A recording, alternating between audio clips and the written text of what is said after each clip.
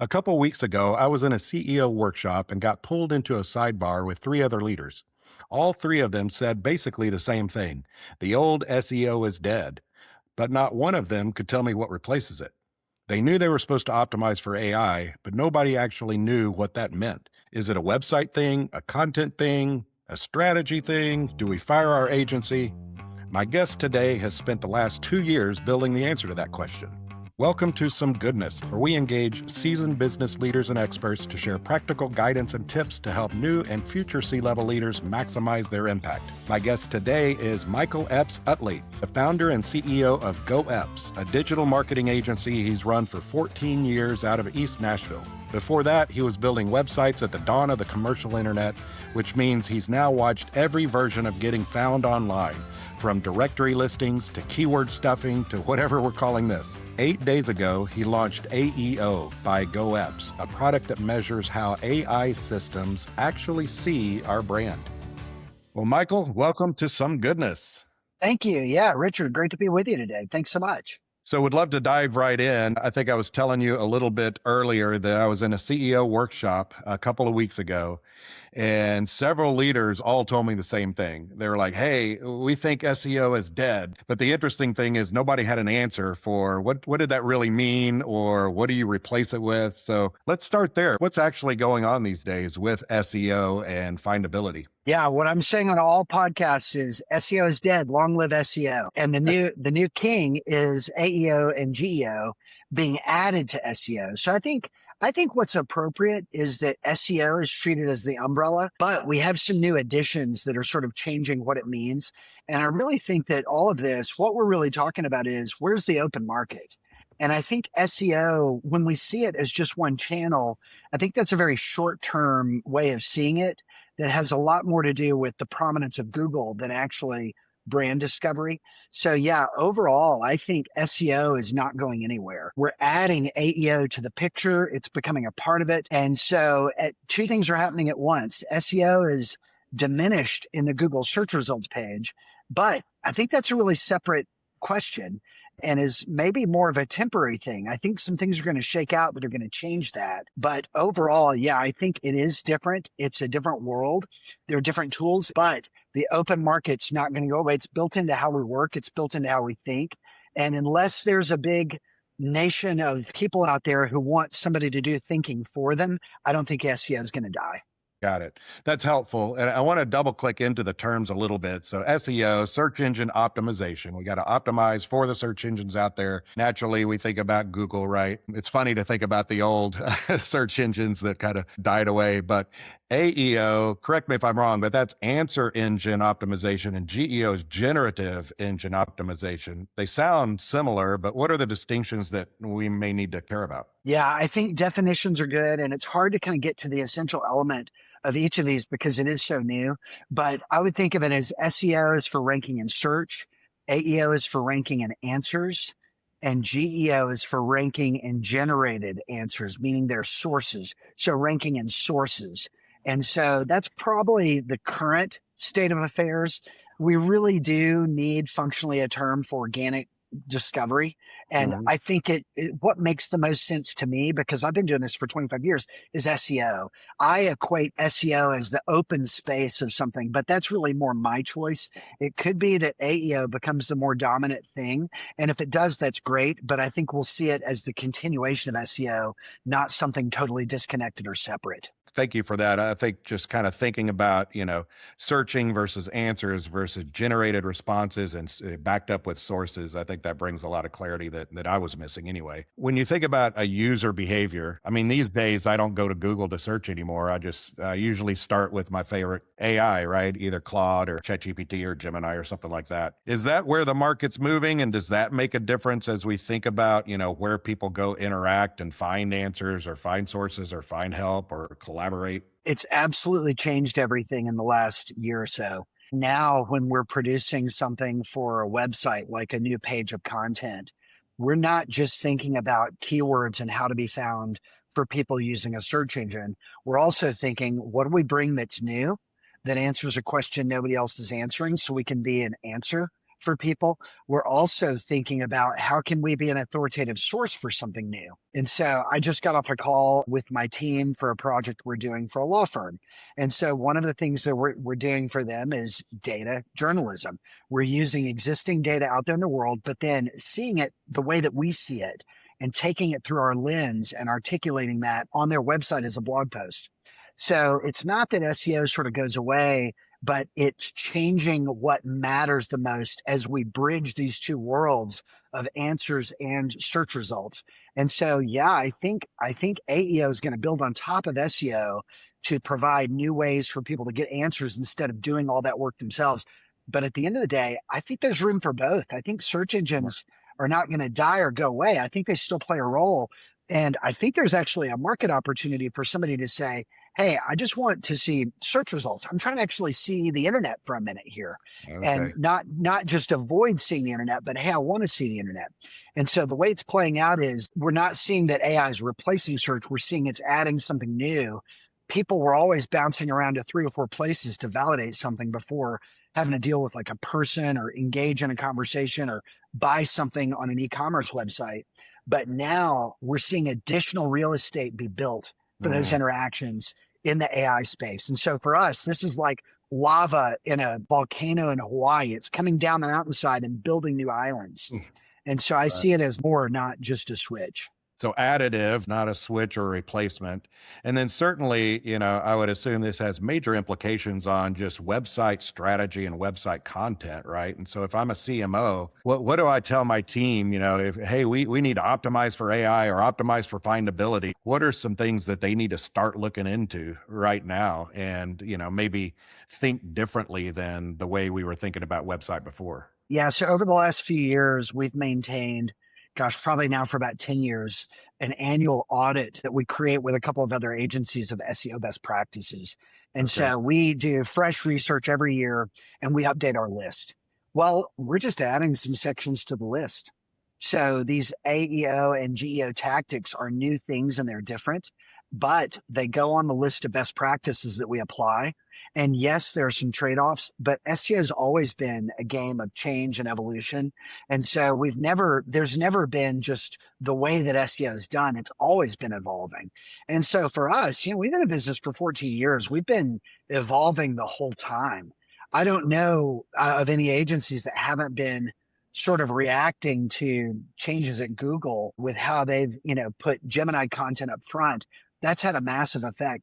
But yeah, I think for CEOs and leaders, I'd say some of the hype around AI is a little bit of hyperbole. I don't think this is going to be the thing that replaces everybody's jobs with a dialogue box that can do anything in the world for you and get it right on the first try. So I think it's going to be a new tool set for your people to use. We're focused on creating and launching tools. We've actually launched our own AI tool and we're co-founding another one out there, but we're focused more on a world with a human in the loop. We don't see that these things are valuable, needed, or wanted to replace people. I Mm. think it needed, valued, and wanted for us to support people and to help them do their jobs better with more confidence. And so in some places, that's pretty important. A lot of these tech companies are big. It's sort of a black box. Like we don't know what goes on inside. And so I think being able to create things that enable website publishers, businesses to work in an environment where this mystery can have a massive impact on them. I think it's time for that power of that mystery to be offset and equip leaders. But I think they're going to need their teams with them as they do this. I think it's going to be a little different than what some of the hype is pointing to. Got it. I was just having a conversation with another business leader this morning around just it seems like the last 6 to 9 months specifically, companies are coming to the realization that AI isn't the easy button and it's not, the answer. You can't just throw AI at the problem and solve it and reduce force. There needs to be people in the loop. So I'm encouraged to hear you say that. I think we're recognizing that, but make that a little bit real for us in terms of findability, marketing strategy, and things like that. Where is it important to have those people in the loop and how do they interact with AI? Yeah, there are a couple of really big capabilities that AI is generating into the digital ecosystem. The first one is LLMs. LLMs take all of the human information on the internet and say, hey, if you were going to finish this sentence, how would you finish it, internet? And so it sort of meets you halfway on idea discovery and generation. So we found that that's good for some things like outlining. But don't we all kind of hate the way it writes? Don't we all kind of hate the way it sounds? Well, why is that? Well, it's because it's not human. And so we've still not gotten to the compute power of the human brain with an LLM. And so, I mean, we're talking about numbers that, one of my sons got a degree in math, but I don't. These are numbers where, the calculating power of the human brain is sort of astronomical compared to what LLMs are actually doing. And so we need to remember that and remember what it is to be human. The other one is agentic work. So that's another thing to have injected into the space. And so there are three big things that are happening that are surprising. These two new capabilities. And then third, a massive amount of public focus on those capabilities with the promise that it's going to do these things. A lot of that conversation has been driven by a certain sector of venture capital and investment in new technology. And they've got to believe it for it to be true. But I think they've overbelieved it on our behalf. And the truth is somewhere in the middle. It's not that, hey, these things are terrible and they're not as good and we need to all kind of be disappointed and walk away from it. That's not how these things happen. What happens is there's a new technology, a few people get into podcasting, and then it kind of dies off for a while, and then it comes back huge. Well, what's happened during that time is there are stages of adoption and experimentation, and economies are being worked out. That's part of what everybody is seeing right now. There's a little quiet right now, a little bit of like, oh, maybe this isn't the magic we expected. But what's happening underneath the surface, these companies like mine are building stuff saying, whoa, actually, no, we think this is changing everything. We think humans are always going to be there. We think you're going to need those teams, but we think everybody's work is going to look and feel different in a few months. And so let's continue to evolve. So the pace of change is more radical than I think people are giving it credit. And it's going to be more the same than people realize at the same time, because it's going to be different than the hype. As we continue to evolve, one of the things that you were sharing with me in our prior conversation is we need to kind of see our brand the way the internet sees our brand, right? And that's a whole new paradigm shift and just a new way of thinking about the problem. Tell me a little bit more about that. Yeah. There are a lot of good tools out there. We use a lot of tools. And the people who use tools in companies, we're a marketing agency. Our customers are companies, they're businesses. A lot of companies serve customers that are also businesses, and others serve, consumers, and others serve the government. All of these environments are being changed by this new set of tools entering the world. And so the way this is going to look and feel is just fundamentally different. And it's going to require taking a big step back. We're inside of a bubble in the conversation right now that's so close to the situation that I don't think we're really getting a picture of what this looks like from a distance. If you take a step a little further back and think of it over a period of decades, you can see how when a new technology emerges, it changes everything downstream. I think broadband is a really good example to compare to AI. Broadband was kind of a quiet revolution. We thought of it as great. I don't have to listen to that screechy sound, or now I can watch video. Well, my goodness, what broadband did was sparked the mobile revolution at the same time, because we start producing video, then we say, yeah, we could actually stream a little bit of data through these towers. And so all these different revolutions kind of bounce off each other. But I don't think we remember how big of an impact it was for desktop users for YouTube. And so, the ability to consume video efficiently over the internet to a desktop computer was a massive thing that happened in marketing that nobody really thinks much about, because these revolutions get a little bit mundane when you're not in the middle of one. But yeah, I think that's a good example. I mean, if you think about a company saying, should we make videos about what we do? That seems silly. We should be asking the same question now. Should we be in the AI space? The answer is going to be yes. It's going to be dominant, but it's going to be messy in how it plays out. It's a Swiss Army knife topic compared to broadband, but it's just no less of a change than the massive, broad, deep change that reveals itself over time, the way broadband did in my mind. Right. That brings up all kinds of memories. I used to have a 2400 baud modem in my closet over here next to me. And I swear you look at that and you could literally hear the sound of the screeching dial-up modem. That's funny. Yeah. I remember we were babysitting. My wife and I were babysitting for friends. and or actually kind of like an older couple in our community who, they were a few years ahead of us, and so we were the sort of college age babysitter, and they had broadband in the office, and they were like, yeah, if you need to do anything while you're here, the internet's there, the computer's set up. And it was first time I saw like a Comcast cable going into, essentially making its way into a computer. And I sat there and I thought, and I was in probably first, second job in marketing career. I thought this is going to change everything. When consumers have what I have at the office, this is absolutely going to change everything. It was one of those light bulb moments that I had a few months ago, frankly. Yeah. Really good. Well, one of the things you were sharing with me is, and it goes along to what you were just talking about in terms of taking a step back, taking a broader view. You're helping companies with having hundreds of sensors or data points out there to really get a better perspective of how you're seen and found and what the internet at large knows about you. And then it's not just having kind of an absolute score and, hey, we found you, but specifically in competition to your competitive ecosystem, which is really, if you get a ranking of 37, that sounds bad, but if your nearest competitor is 38 and below, then hey, you're pretty good, right? Tell me a little bit about, because I know we've got listeners out there really kind of thinking tactically in terms of findability and scoring and prioritizing my to-do list of fixing some of those gaps, how some of these new insights need to be considered, right? Yeah, we see a gap. I think everyone right now is asking the wrong couple of questions. I think there's a big move right now to look at prompts as a new version of keywords in marketing and SEO. And I think that doesn't translate. The user experience in a chat dialogue is so customized to them that it's not really the same thing.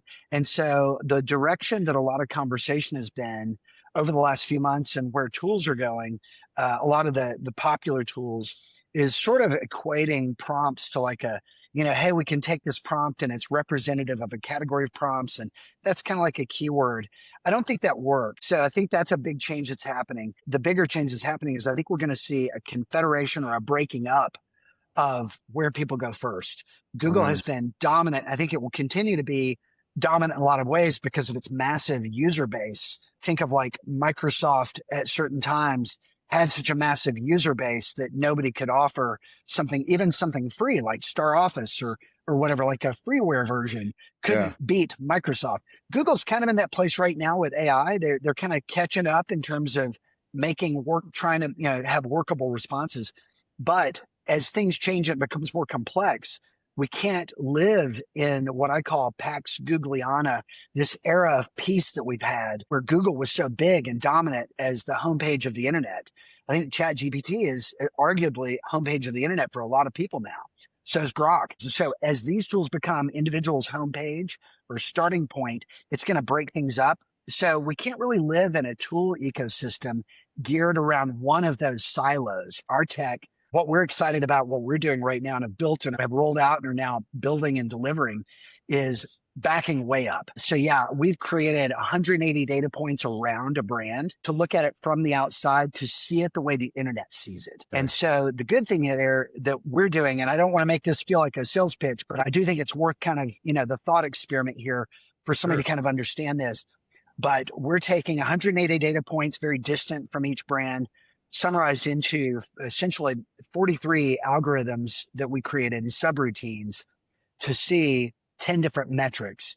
And then we're scoring any brand in those 10 categories and rendering a super score from that. So we can look at a company with 180 data points per month, and then each of their competitors, again, 180 data points for each of them, and then run them through the workflow and the algorithm that we've created and give them an AEO super score. And we're using AEO there as sort of the comprehensive name, AEO GEO SEO. And the good thing is the competitors don't give us access to their Google Analytics or any of their other credentialed tools to do analysis. So we don't need them for our clients either for this new service. We get them for other stuff we do. Search Console is useful in a lot of ways, but looking from the outside at a brand gives us the ability to see it the way the internet sees it. And so then all these tactics are changing in real time, but we're able to flip those in or out and use our algorithm and then generate sort of an effort to upside formula and direct the tactics. But yeah, I think the thing that's important here is not Michael's going to need product he's excited about, but moving into a confederated space, it's going to require Right. areas of specialization that are disconnected from one another. And I think it's going to be hard for companies to keep up with that.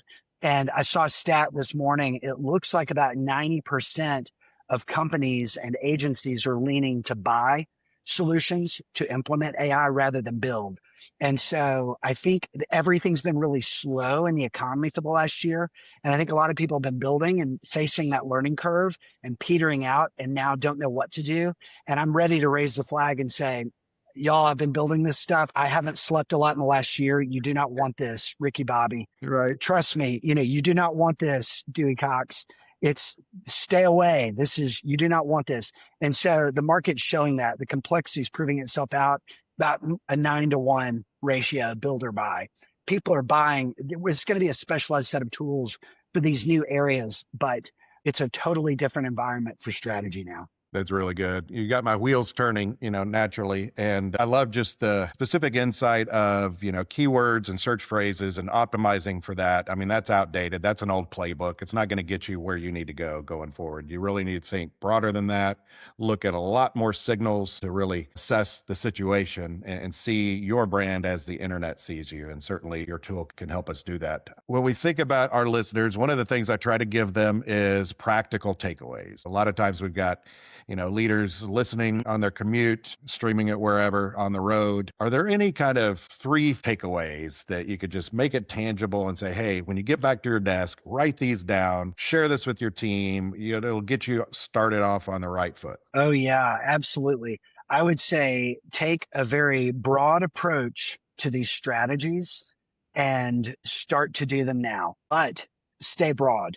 Everything's changing in real time. There's sort of news out there today of Google allowing sort of a favor this website in AI results button. So this is essentially the opposite of the back button for Google. Right. And so stay broad. And in our family, we have a saying, keep your knees bent. On boat day, if you're going to walk while the boat's moving, keep your knees bent because the boat's moving. And so this is a keep your knees bent time. Don't have a quarterly meeting where you commit super hard to one new thing on ChatGPT because they may flip it tomorrow based on a very dynamic situation. So I'd say stay broad in your tactics and keep your knees bent. Number 2, I really do think companies that are building right now, especially marketing agencies, I don't think they're going to replace. I think PR is going to have a new role, but I think companies are going to need solutions for scoring and managing. So I would say you're probably going to end up buying over building. And so that's probably just a reality. So starting to explore that and see what that's going to look like and developing relationships to do that is probably going to be the way it's going to play out rather than, hey, team member, try really hard to figure out this big new thing that's changing the world for us. That's usually pushed to, like a team member to kind of figure it out on their own and bring it back to the company. That's not really good leadership. We need to help guide and set people up for success. And AI is too big as a topic for marketing coordinator, marketing manager, and frankly, marketing director. So this is a big thing. It's changing. It's very dynamic. It doesn't fit well with quarterly objectives. And so taking a role of getting involved rather than being distant from it, but getting into it now. And then third, I would say, know what you know, use your core metrics and things that matter and avoid getting hung up in, people can call them vanity metrics, but I don't know. I say take in all the numbers, look at all the numbers, but I would say anything you've depended on the past, be careful right now. A lot of stuff is not quite worked out with this new space. So if somebody sees a number in SEMrush that is like, hey, we only had 5 or 10, whatever last month, that's may not be complete reporting yet. So I don't know. At the end of the day, number 3, probably a better number 3 would be marketing can't fix bad operations going forward. So focus on things that create and lock in a true cycle of customer satisfaction and make sure your numbers are supporting solid delivery and that your marketing people know how to make that solid delivery valuable for you downstream. Right. But whereas in the past, marketing could shore up a delivery problem by keeping the inbox full of opportunities, now that reputation is absolutely going to be front and center. I would tie your core numbers to that and watch out for any one number that is a brand new metric that didn't exist 6 months ago, because that stuff's all just forming up right now. So I don't know how articulate that is, but yeah, those are some things that come to mind. Those are good ones. I love it. And that's a great way to wrap up. So thank you for that. I'm going to take that back to my team and make sure we're firing on all cylinders there. As we do close, you've heard our episodes before. I want to hear some other goodness outside of AEO, GEO. What's brought you a little bit of goodness in your life these days? Well, I'll tell you something. I've been married for 30 years, and my wife and I raised 4 boys here in East Nashville. I'm excited. There's a lot of talk about AI is going to replace everyone's jobs. When I see where they are in their lives right now and the things they're doing and who they are, I could not be more excited. Now I miss them. We're empty nesters for the first summer ever right now. But my some goodness is adaptability and flexibility is just part of the human animal. And I really, really believe that the next generation is going to do some amazing stuff. I think if they keep humans at the center of it, the tech companies will find people using it rather than revolting after they take all the work that we need to do. But yeah, that's some goodness for me. I've got kids spread out in Texas, Utah, Chicago, and one here in college in Tennessee. But that's the goodness of my life, and I'm excited to see what they're doing and how things are playing out for them. Yeah. I love it. I love it. It's so easy for, especially the younger generation, to get a little bit anxious. I've certainly had, anxiety-ridden conversations with my 2 daughters on what's my career going to look like, right? And so a message from hope from Michael. I love it. Well, thank you for that, and thanks for being here. It was a pleasure, and really enjoyed our conversation. Me too. Thank you so much. We're thrilled about what we're doing. We couldn't be more excited to talk to people about it. So it's great to be with you today. Thank you, Richard. Some Goodness is a creation of Revenue Innovations. Visit us at revenueinnovations.com and subscribe to our newsletter.